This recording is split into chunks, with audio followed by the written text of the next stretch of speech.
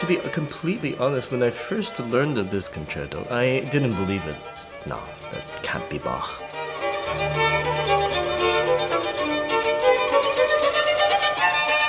Partially because of the slight mystery behind it. The violin version is not original. It doesn't exist in Bach's hand, but for whatever reason, I couldn't get it to my head. And I mean, obviously this man wrote just extravagant things for every instrument, for the harpsichord and for the organ, and also for voice. Well, why not for the violin too? And over time, you just are forced to concede that, yeah, Bach was pretty outrageous.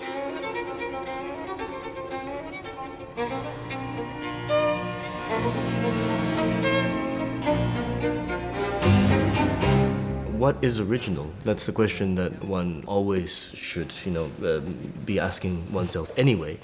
So for Bach, I mean, this is such a great example of he wrote a piece of music, and then he used it in a different setting. He put a chorus on, he put text to it. So original for him didn't mean all the notes that he happened to put at the very beginning on paper.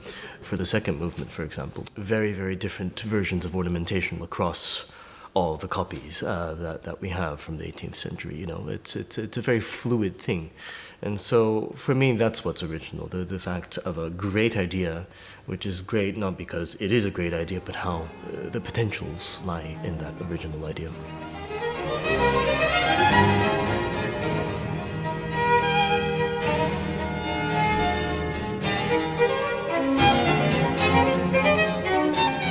Idiomatic violin writing, that's one reason why it's often very strongly suggested that it's a violin concerto.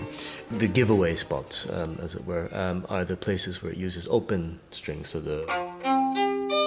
in combination with other things. So you have, in the first movement, and also in the third movement as well, places where you do what's called bariolage in violin language. It's where you take an open string and then you combine it with other stopped strings. So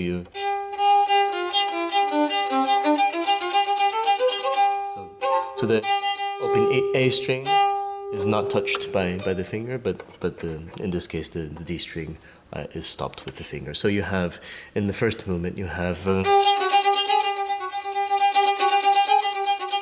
then with double stop on the G and D, A string is still untouched.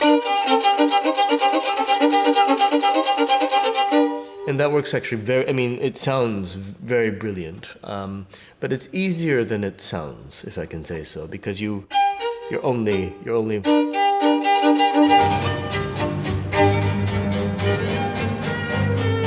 playing half of the notes. You're only stopping half of the notes, so to speak. Whereas, for example, on the keyboard, you would have to take both hands and press the same key twice and hope that the key doesn't jam or comes quickly back to finger level. So in this way, it's a very, very idiomatic piece.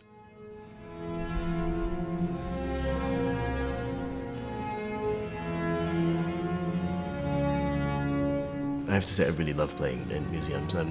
It's also applicable to what we do as musicians. The painting is there, and it comes to life because you're looking at it.